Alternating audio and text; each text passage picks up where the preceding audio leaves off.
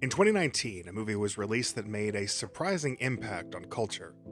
A movie that had a lot of hype behind it after certain groups received it as a threat. Joker was a movie that got some people legitimately scared about the possibility of violence occurring in theaters across the country. In many ways, that helped propel Joker to one of the biggest hits of the year, with commercial and critical success. And while not everyone got on board the Joker train, it was clear that the movie had scores of fans that saw the film as the masterpiece it was, and were not afraid to express their love for the film. It was also clear that a lot of them didn't really get it. I know I just hit you with a lot there, but don't worry, we'll go over it. Your first question may be, how can you say people didn't get it? People loved the movie, talked about it all the time, gave it good reviews, got it to $1 million box office. Clearly they got it. Clearly they understood the point. Well, you would think that, wouldn't you? But then the sequel came out. Before we really get into it, I need to get a little info about my relationship with the series, so you know where I'm coming from. I'm sure I will be accused of having a bias, and maybe I do, but it's only because I think Joker and its sequel is way better than people are giving it credit for, especially with the, what I feel are bad faith, poorly thought out, and disingenuous critiques of the sequel. Many of which seem to be based on rumor and falsehood spread about the film before it even came out. People made assumptions based on out-of-context leaks and just rolled with it, like they do. I'll be honest, I never thought the first Joker movie would be good. I only really got hyped for it when I saw the scene where Robert De Niro gets shot showing online after a leak. At that moment, I decided to watch the movie day one in a theater, and it was quite the experience. Joker is one of my favorite films. It's one I've watched a few times, and I enjoyed it every single time that I did. It's close to a perfect movie in my opinion, and while I do see people's issues with it, like it being compared to King of Comedy, it's clear that comparison was intentional considering Robert De Niro has a supporting role. Much like when the first movie came out, when the sequel was announced, I was nervous as hell. I didn't think Joker needed a sequel. It was already a perfect movie that wrapped up the story pretty perfectly. As we got closer to the release date, we got some leaks and opinions of the movie that had already been formed due to plot summaries of the ending being leaked on places like 4chan. I actually got an out-of-context spoiler for the ending against my will, but I still wanted to give it a chance. I do like going to the movies after all, and like to have any excuse. Only a day before I went to go see it, I heard some more info from someone whose opinion I actually really respect, and got really nervous. But I went in with an open mind, but with low expectations. When all was said and done and the credits rolled, I could not understand what the hell everyone was talking about. I enjoy Joker 2. Like any sequel, it's not as good as the original, but it's enjoyable to say the least.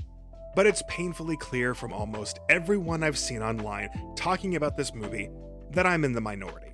Now, if this were just about people not liking the movie, or the direction that it went, or the fact that it's a pseudo-musical, I would understand that. I really would.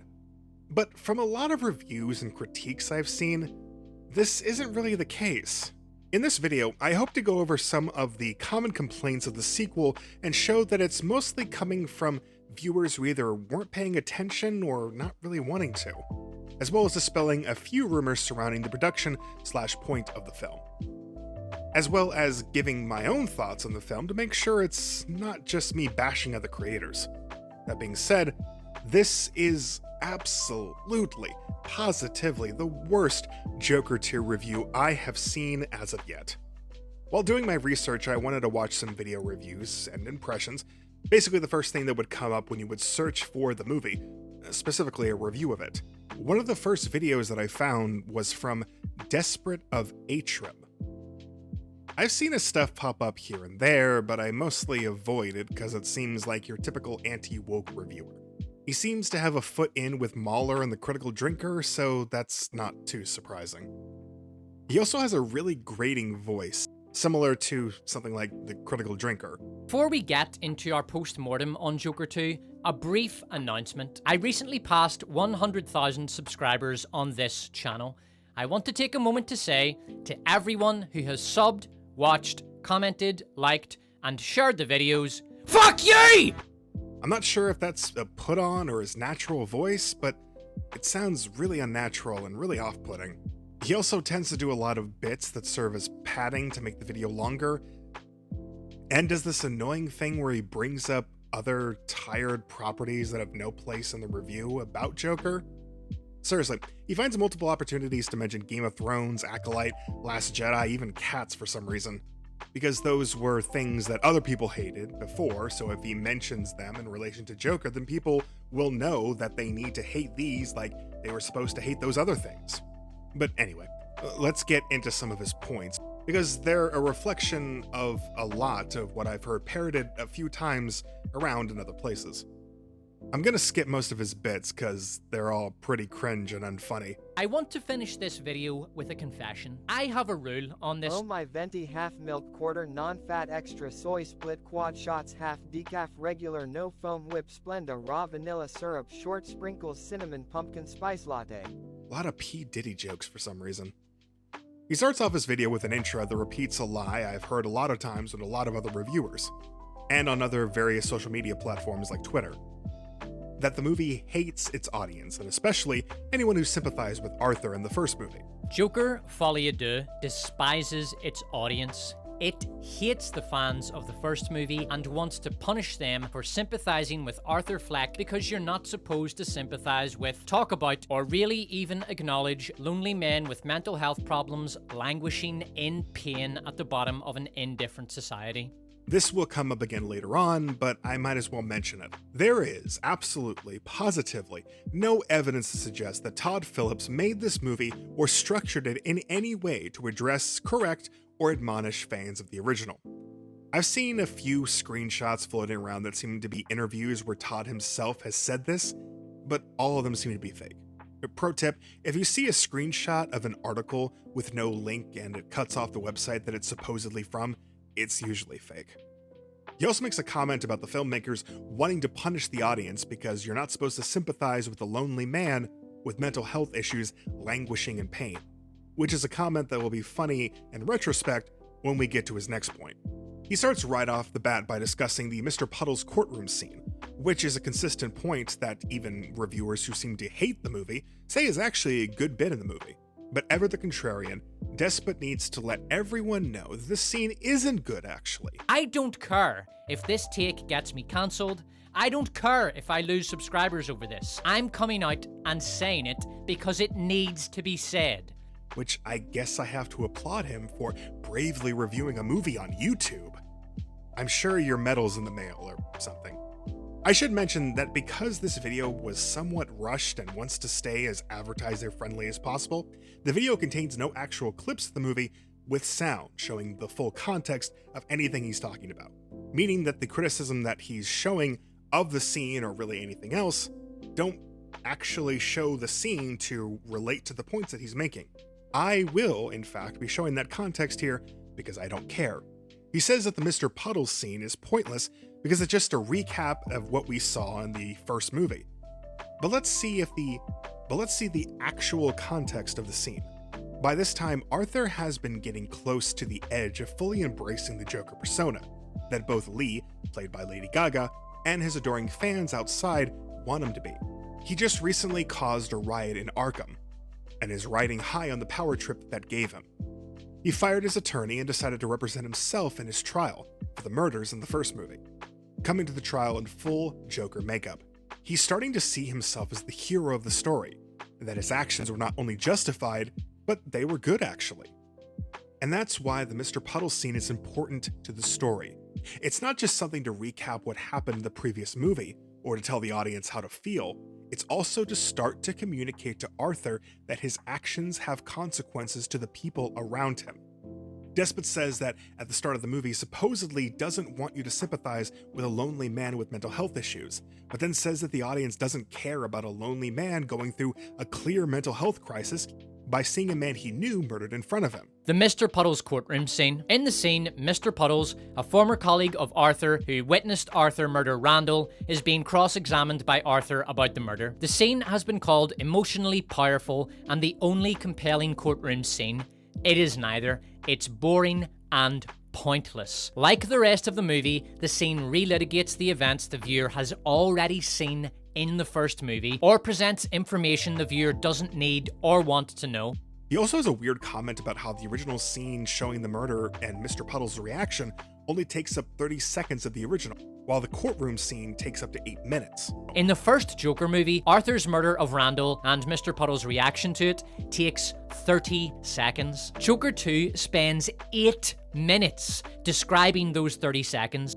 I actually went back and timed the scene from the original, and from the point where Arthur stabs Randall to where Mr. Puddles leaves the apartment is about 2 minutes and 18 seconds, give or take, of course. Now, you may say that this is nitpicky, but if you're going to be making a case for why something is bad and use it as a point against it twice, you need to be accurate. You can argue that this is still no reason to recap a scene for this long, but if this was the case, why not give the accurate time instead of a time you may remember it from just seeing it once? And as I already mentioned, the scene is not just to recap. It's also meant to convey to Arthur, and maybe a bit to the audience, that what he is doing is not justified or right. Let's go back to the original movie for a second. Arthur describes Randall as a bully during the cross-examination. But when we first see him, he approaches Arthur in a genuine manner, after he was beaten up and robbed by a bunch of kids in the streets of Gotham. Savages. It was just a bunch of kids. I should have left it alone. No, I'll take everything from you if you do that. Asks him if he's okay, and says that he needs to stand up for himself if he's going to survive in the streets. Advice that Arthur would clearly take to the extreme later on in the movie. Then, out of the goodness of his heart, he gives Arthur a free gun and bullets so he can defend himself. An extreme measure, sure, but considering what happens later... And this is a genuine act. It really is. He's not trying to get rid of a mob gun or something he used for a previous crime.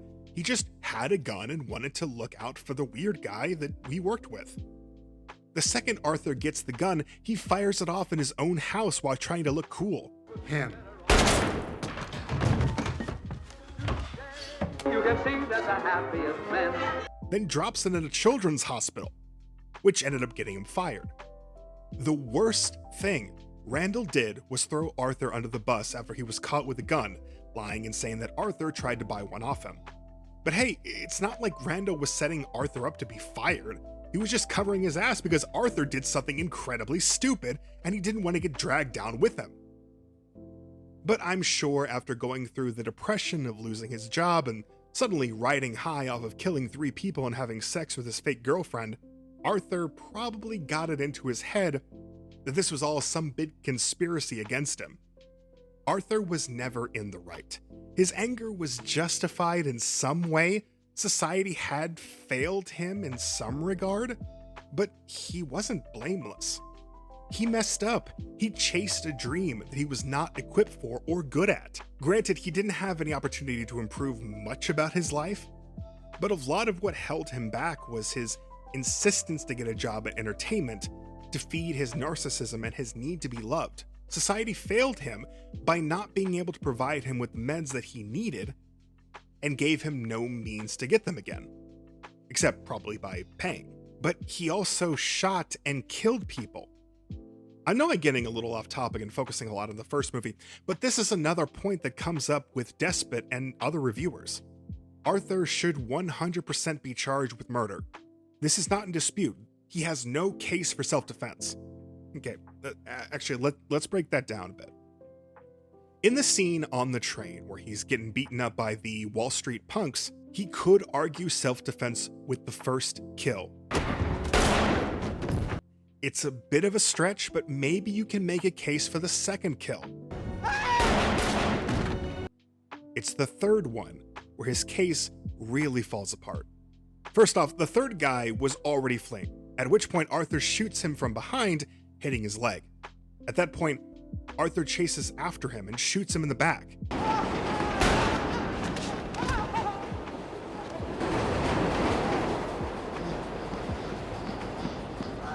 But not before stopping and thinking about what he's about to do, clearly worried that he's going to get in trouble for this and needing to make sure that he takes care of any witnesses. This is not something where the sequel has recontextualized the scene and showed us something we never saw in the first place. This was always the case.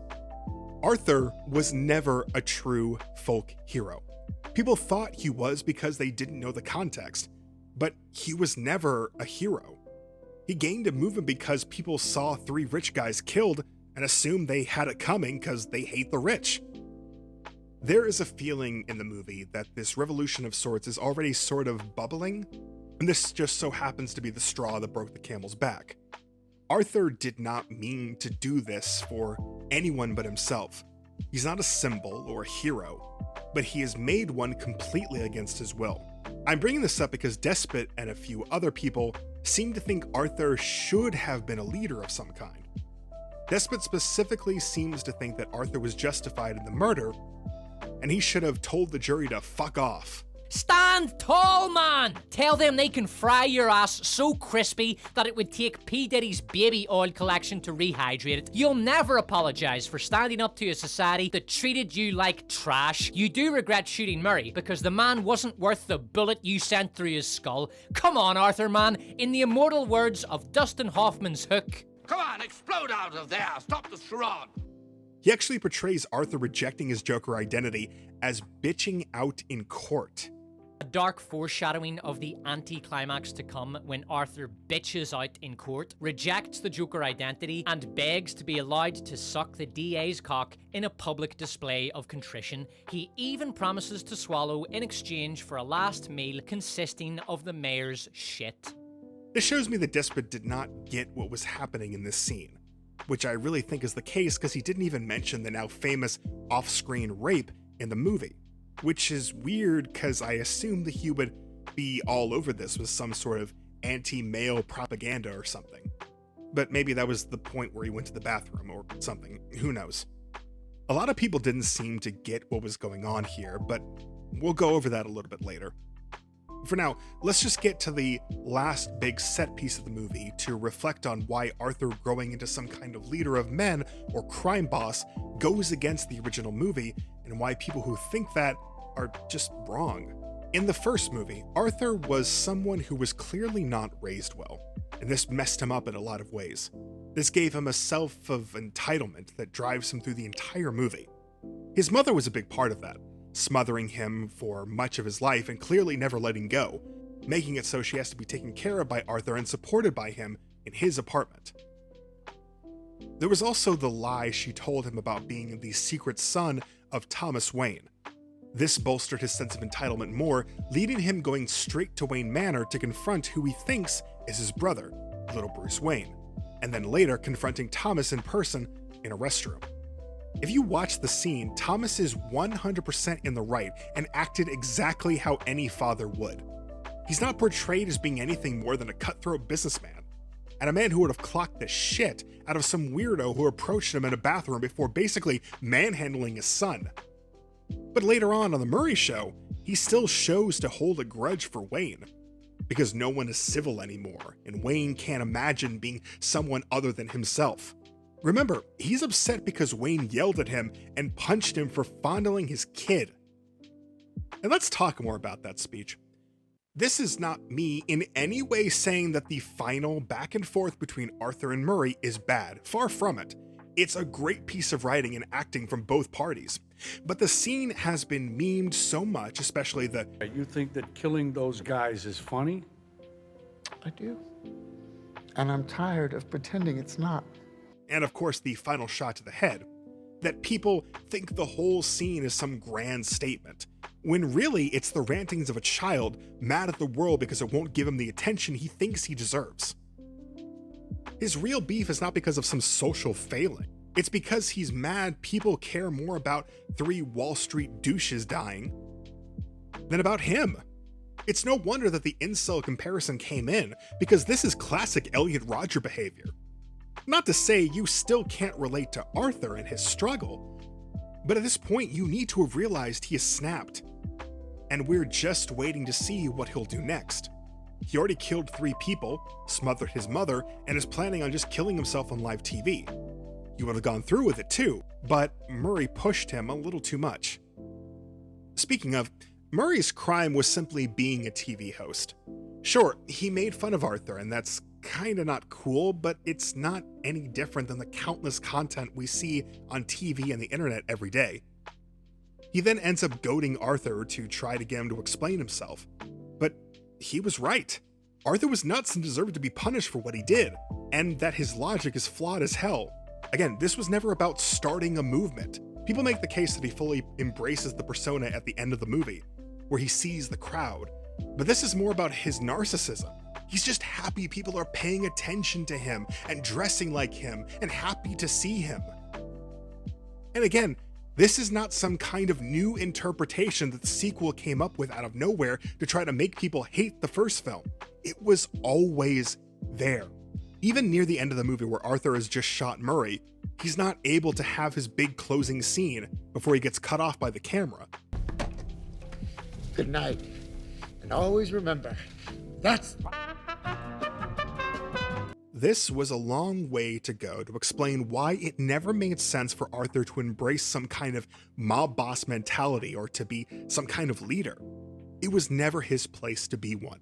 He was always a paper idol who fell into this by mistake, which is why near the end of the sequel, where he rejects the persona, it makes perfect sense. But again, only if you were paying attention. Before we speak more on that, let's address another criticism that I've seen in a few other reviews, that Arthur is too passive and doesn't push the story forward himself with his actions. Again, the sign that people did not pay very close attention to this movie at all. First, sure, Arthur's not going to be able to make a lot of decisions for himself. He's in a prison after all, and we could see that the time that he spent there has basically drained him of whatever high he was riding at the end of the first movie, to the point he's barely speaking and just sort of lets things happen. But he still finds a way to act for himself, like when the guard gets a younger inmate, who turns into Arthur's pseudo-sidekick through the movie, to ask Arthur for a kiss. Arthur does so without even thinking, because he knows what the guards are doing and just feels better giving them what they want, putting on a show. And of course so he can get a cigarette out of it. But the color starts to appear back on his face, literally, when Lee enters the scene. He notices her right away and is drawn to her, choosing to leave the music room while the guard is distracted, at risk to himself, to talk to her. This decision leads him to hanging out more and more with her, and while Arthur wants to treat Lee more like a real girlfriend, taking her to a nice movie, Lee has other ideas and starts a fire that leads to a semi-escape attempt, so Arthur can get a glimpse of the people here to see him before his trial starts. Which of course gets him thrown into solitary and leads to the awkward sex scene, which yes, is awkward and yes, is uncomfortable to watch, but you should expect that in this case. Arthur is a pathetic man and this would be actually the way his first time would go. But this also gives him more confidence, and he starts taking his life back and make even more decisions for himself, starting with the television interview. See, his attorney smartly is trying to make the case that Arthur and Joker are two different personalities in Arthur's head, and that he's not responsible for the deaths because he wasn't the one doing it. We know this isn't true, but this is what attorneys do. That's their job, and she's using a very smart strategy. Someone coming out in clown makeup and killing someone on live TV would be considered crazy to most people. She's trying to get him out of this current prison and into a more well-equipped mental institution, where he would likely get some real help for his mental issues, and may be able to live a better life while still being locked up. One of the ways to make this case is to agree to a television interview with a big TV big shot, played by, I'm excited to say, Alan Partridge himself, Steve Coogan. Not to plug too much, but I actually made a whole retrospective video about the Alan Partridge character on my channel. I recommend it. And not to go off on a rant, but a huge failing of the movie is that Steve Coogan didn't get a song of his own. We all know that he's great at doing covers. If I only could, I'll make a deal with God. I'll get him to swap heart like says. I'm running up that road. I'm running up that hill. No problem. Also, why did he have to have an American accent in this? I mean, really, just let him be British. I mean, really, just let him be British. 2 years ago, the name Arthur Fleck hit Gotham like a hurricane. An unassuming part-time party clown and struggling stand-up comic, Fleck committed 5 horrific murders in the span of just 4 weeks. I'm an American. Anyway, she wants the interview to be a chance for people to sympathize with him and how he's been treated in Arkham, which, to be fair, sucks.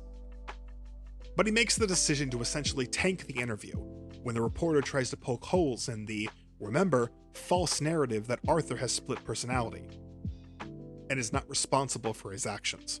Later on, when he's even more high on his own hype, he makes the decision to fire his attorney to represent himself, and makes the decision to finally stop with all the lies and try to get the false revolution to stop, since he's not a real leader.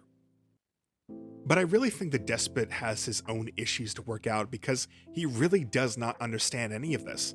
Listen to him rant about how Joker finally took responsibility for his actions. You'll never apologize for standing up to a society that treated you like trash. You do regret shooting Murray because the man wasn't worth the bullet you sent through his skull. Come on, Arthur, man. In the immortal words of Dustin Hoffman's Hook. Come on, explode out of there! Stop the charade! But instead of a big, satisfying payoff, the movie meekly and boringly shies away from it, choosing instead to subvert the audience's expectations. That's still a thing, right? I mean, audience subversion isn't achingly trite, is it? And so played out that it could not be more 2017 if it was walking around in platform Crocs with a quiffed undercut. Of course, Arthur cannot deliver such a rabble-rousing speech. Todd Phillips is determined to own the chuds and spit in the face of his movie's audience because he thinks a significant portion of Joker 1 fans perceived in that movie an incel rebellion theme. Instead of a fun speech, Arthur has to bore the few remaining viewers who have unwisely chosen not to walk out of the movie theater by explaining that actually the first movie sucked ass and Arthur also sucks and you probably suck because you're an incel. He seems to really think that Arthur was standing up to society when he shot the Wall Street guy in the back, or smothered his mother, or shot a talk show host in the head for calling him out on his bullshit.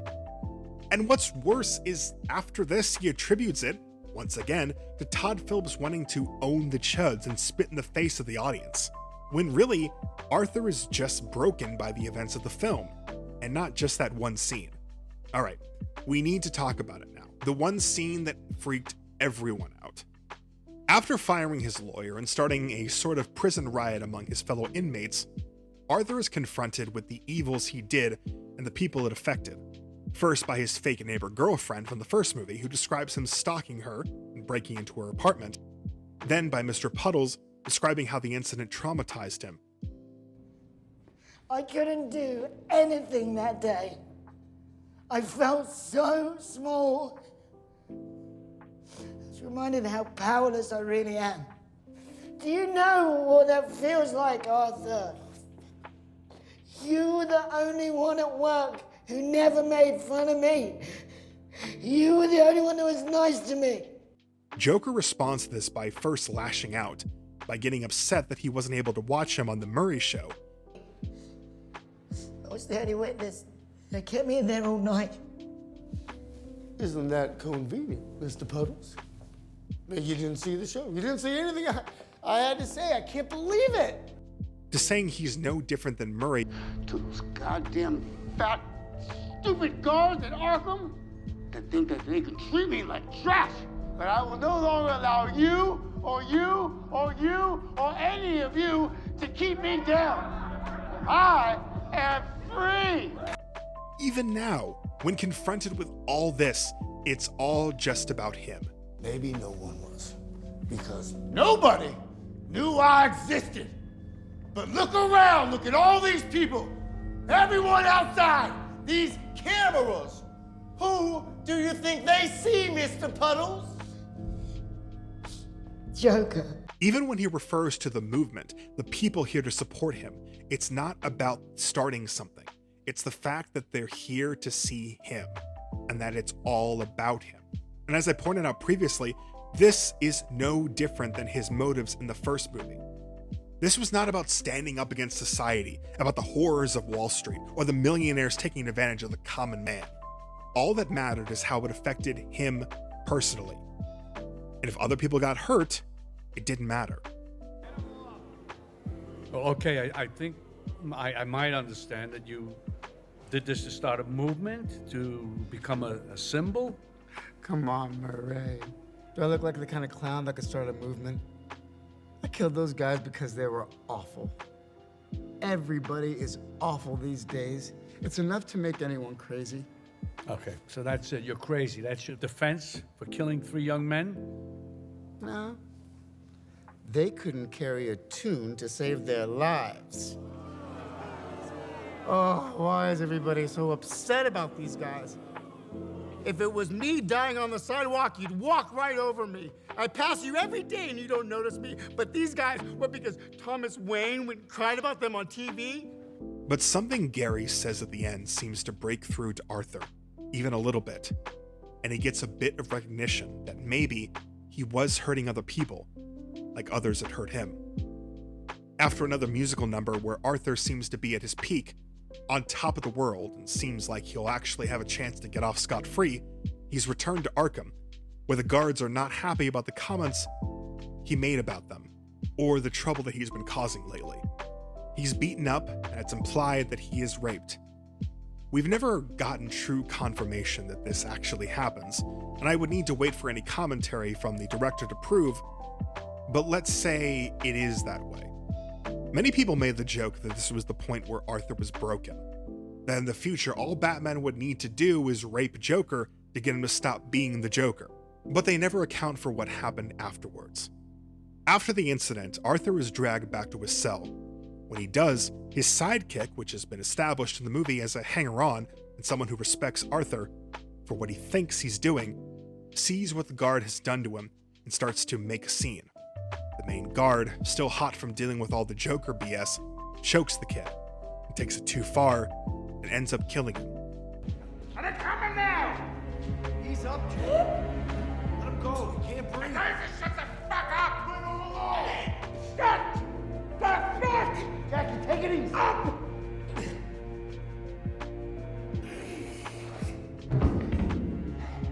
This is the moment where Arthur finally gets it, where he finally sees that this isn't a game, that he's getting people hurt and now killed. This was not just something that personally affected him, although I'm sure it didn't help, but now it affected someone who he saw as a friend. And it's very clear that this is happening.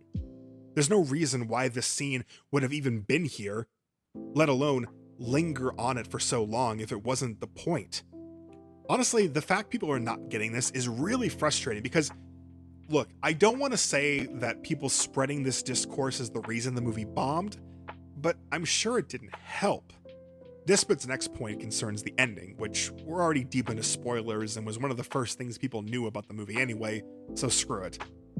Despot describes the scene as having no motive, build-up, or explanation. Some guy, I guess, walks up to Arthur in the corridor, subverts the "you get what you fucking deserve" speech from the first movie, and knifes him. Why did some guy, I guess, kill Arthur? Dunno. Why didn't he do it sooner? Dunno. Where did he get the blade? Dunno. Who is he? Dunno. Then why should I give a fuck? Which again makes me think that he either didn't watch the movie or just got a plot summary from either another review or the 4chan links. Or is just stupid? Since Despot didn't do it because he's scared of either exposing himself or losing out on ad revenue, let's watch the scene. Can I tell you a joke I came up with? Is it quick? Yeah, I can make it quick. Okay. So, a psychopath walks into a bar and sees this famous clown sitting there, all alone. Totally drunk, it's pathetic. "I can't believe you're here," he says. "What a disappointment. I used to watch you on TV. What can I get you?" And this clown turns and says, "Well, if you're mine, you can get me anything." "Perfect," the psychopath says. "How about I get you what you fucking deserve?"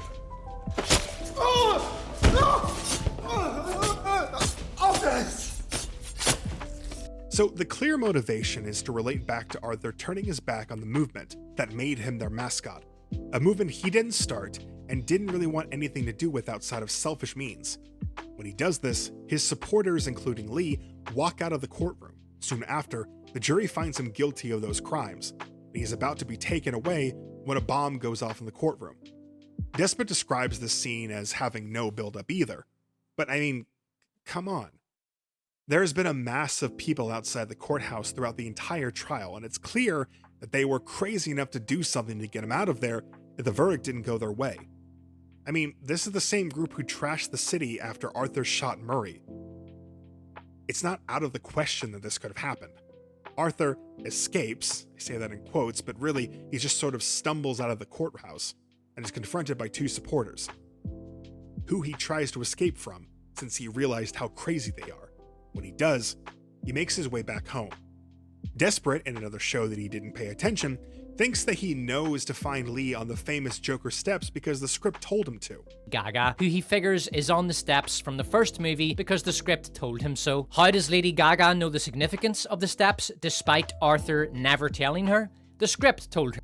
But in reality, Arthur was not looking for her at the steps. The steps were just on the way back to his old apartment, which was established Lee had bought and was now living in. Do you know I moved into your old apartment building to make us a home for when you get out? Did your lawyer tell you that? You did? I don't want to live there. Anyway, after Lee leaves him on the steps because he's not the Joker that she thought he was, Arthur is recaptured and sent back to Arkham. At the climax, Arthur receives a visitor, but on his way to meet them, he's approached by another inmate, who was established before, but Arthur never had any direct contact with. The man is clearly upset about being disappointed in Arthur turning down the Joker persona, and at his rage at someone he looked up to failing him, he kills him. And it's implied by the fact that we see him carve a smile into his face with the same knife, that he'll take up the persona instead. Now, we have a motive, we have an explanation. Despot seems confused on how a prisoner was able to get a shank in a prison, having never seen a prison movie before, I guess. I know a lot of this movie so far has been about this Despot guy, and I promise I will move on, but he's just so bad at reviewing movies, and it's really the worst Joker review I've seen so far, so there's a lot to unpack. Speaking of, let's move on to the biggest points of the film, the music. A lot of people had issue with the music in this film. Now, a lot of it is subjective, so I'm not going to spend a lot of time on it. But just like another criticism we'll look at a bit later, this one comes from more the viewers not liking the particular way that they go about things. Many reviewers took this approach saying that it's not a very good musical, and think it should have done a better job at being a musical if it wanted to be one, noting specifically Phoenix's singing in places. Anthony Fantano talked a bit about the music, but the most he could say about it is that it was bad. This is an issue with a lot of these videos that seem to rush out content to take advantage of the algorithm, because they don't usually reference stuff. Like, Despot has no actual clips to show the movie or show any of the things that he's talking about, so you have no idea what he's referring to, really. So you just have to kind of take his word for it that it's bad. Just on a side note, Fantano almost has a good take on this movie, saying that while he did hate it, he's also annoyed by the discourse surrounding the movie, wherein some sources seem to have poorly rated both films because it seemed to have a contingent of so-called incel fans. To rewind a bit here and talk about this discourse around the first Joker movie, personally, I found it really annoying and kind of obnoxious on both sides of this coin because obviously I don't think the Joker movie was intended specifically to appeal to angry, sad incels. On top of it, deciding to not like or distance yourself from or negatively review a movie because of the crowd of people that it might appeal to, it's frankly just kind of whack and a really shitty way to interact with art. But then he goes on to repeat the narrative that the movie itself was telling fans of the first movie to fuck off, which he actually cites an article from the Rolling Stone which does not have any actual quotes from Todd Phillips or anyone else who worked on the movie that said as much.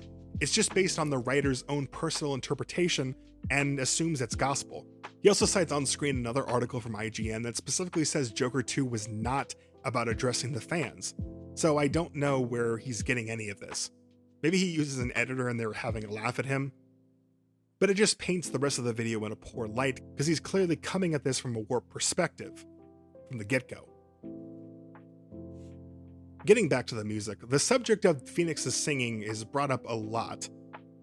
And it may seem like a cop-out to say so, but it's kind of the point. Phillips and Phoenix have said in interviews that they wanted to give the movie a more raw feeling. Arthur is not some trained singer, so he sounds a little lesser, which works for me personally. I like how this sounds. In fact, my favorite song is The Joker, which I've heard described online as the Joker's version of I'm Knuff, which is the perfect way to put it. They don't care as long as there is just a fool, as foolish as he can be.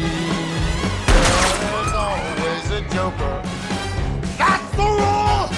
Fate deals a hand and I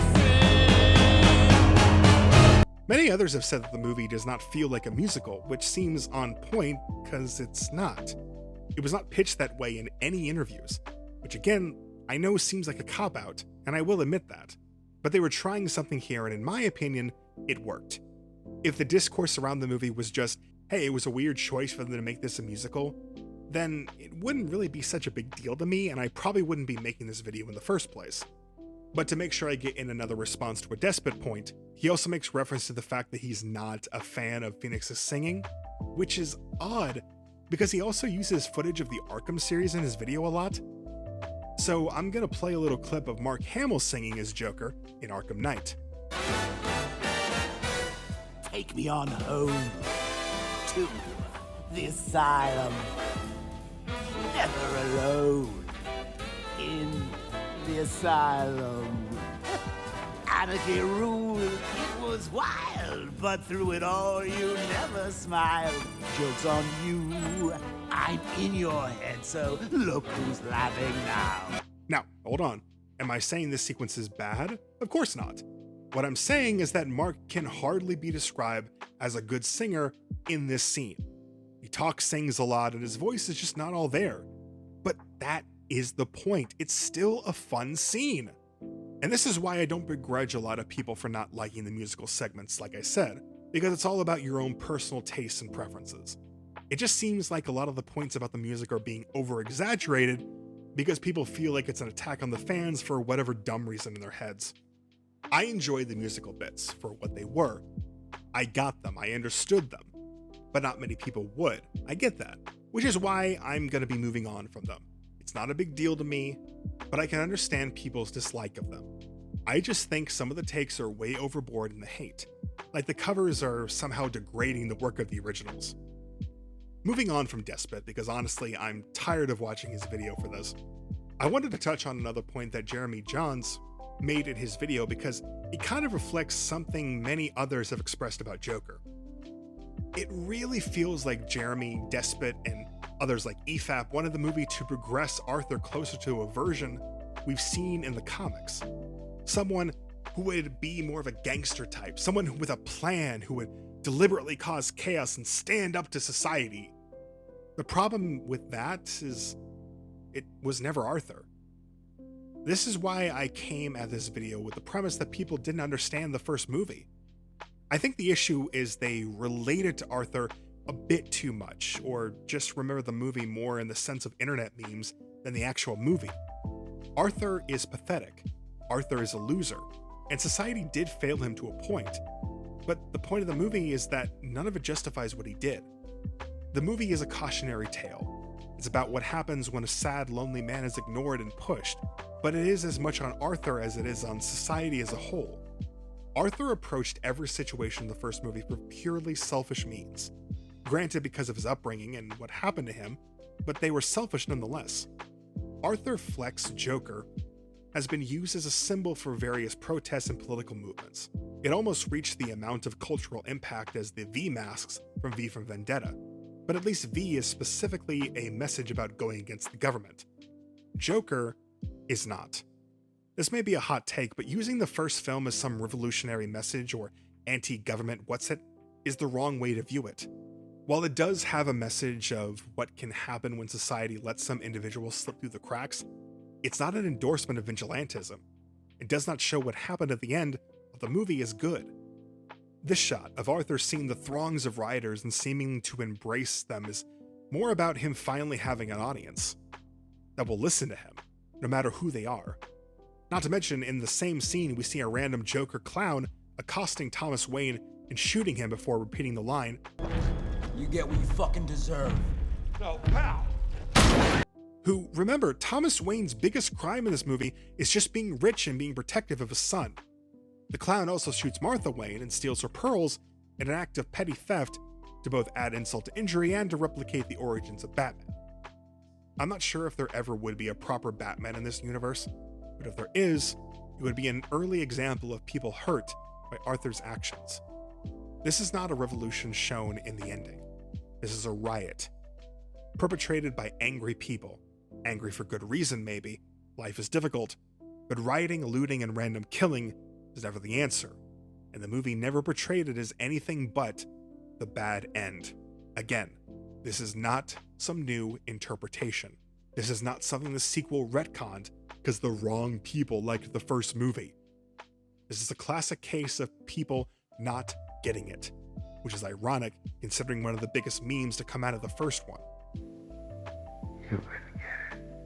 They watched the movie and the narrative that was upped in their mind because of the discourse surrounding the movie at the time, that it was an incel rallying call, and it warped their perception. They felt like they had to attach more of an us versus them mentality on the film. Arthur was them, and they were all clowns and whatnot. They excused Arthur's actions as literally me, for real. They had it coming, but not really paying attention to what's going on. Arthur was never the good guy. He was just the protagonist. He was selfish, narcissistic, gullible, childish, slightly predatory, delusional, and just plain off. Yes, a lot of that had to do with his abusive childhood and his lack of support from his mother and certain social services. But it's not, and was never, framed by the first movie as an excuse. Arthur can still be relatable. You can still somewhat root for him. But you can also still be horrified by his actions, made uncomfortable by his jokes, and find his behavior cringe but charming. Arthur is a tragic figure because nobody got him, nobody noticed him, nobody cared about him, and that develops some dangerous tendencies in him. Arthur is the victim, but he decided to deal with it by becoming something else. But it was always a mask. That's why the defense in Joker 2 was doomed from the start. Arthur's lawyer made the smart move to try to frame Arthur's actions as multiple personalities, that the Joker was the separate personality. But it wasn't true. Joker was just a mask, a defense mechanism that Arthur crafted by copying what he saw on TV, copying the personalities and traits of what worked for other people. Same thing he did in the Mr. Puddle's courtroom scene, adapting the traits of a southern lawyer he may have seen on TV to try to make himself look legitimate and entertain the crowd who was there to see him. Mr. Puzzles, earlier this afternoon you testified that you saw me stab Mr. Clyde Minhuff in the neck a couple of times. But when pushed, his real personality comes back again. You didn't see the show. You didn't see anything I had to say. I can't believe it. Someone who is selfish and entitled. I relate to Arthur in a way. Now, I had a much better childhood than he did. I love my parents and have a great relationship with them, and was raised in the most loving home a guy could ask for. But I was also a very lonely child, which led to me being a very lonely adult. I don't interact with a lot of people in real life outside of my job, and sometimes I've had little fantasies like Arthur has. And seeing him become what he becomes and do what he does terrifies me. In the same way it terrifies me when I see a story about a lonely incel man killing himself or someone else. It makes you think about what may have happened to you if things were just slightly different, if things were just a bit worse, if you had just one bad day. I think this is why I enjoyed the first movie so much, and why the story of the second one made more sense to me. Not to say that you need to be in a certain headspace to get this movie. But maybe I was a little more open to it. Who knows? All I know is that there seems to be many interpretations of what the movie is from people who didn't get it, from people who hated it and liked it. The common thread is that the movie was about telling fans of the first movie to fuck off, or that they did something wrong. But ironically, the people who think so-called incels watched the movie wrong did the same. I hope that by watching this video, you will give Joker 2 another chance. That some people may see it as the misunderstood masterpiece it really is. If you're still not a fan of the movie, that's fine as well. Some elements like the music can be a bit jarring, but it's not what you think it is, and I hope this helped. I also hope that you remember not to believe everything you see online. Some so-called critiques have their own bias that colors their perception. This applies to me as well. I recently went through a big campaign online on my social media defending another DC property, My Adventures with Superman. I admit I have a bias towards that show. I like the art styles, especially the look of the show's version of Lois Lane. I find the emphasis on Clark and Lois's relationship cute. I wanted to see more of it. Does that color my perception and make me blind to certain flaws in the show? Maybe. But then season 2 brought in Supergirl, and it literally became the perfect show. Jokes aside, it's good to have proper discussion and analysis like this, so that a movie like this is not just seen for the lies people spread to hammer home certain narratives. Joker as a series is not pro-incel, but it's not anti-incel either. Joker 2 was not a screw you to the audience. It was not trying to correct fans. There's no evidence of this either in the film or from the creator himself. I urge you to give this film another shot, or watch it again from a different point of view. Watch the first movie again too. Watch it several times. They're good movies. But if not, that's okay too. But don't go around spreading narratives that are not supported by the evidence. Don't just read the headlines of a news story. Don't just trust a YouTuber who won't show you the source. But above all, just remember that it's all about enjoying yourself.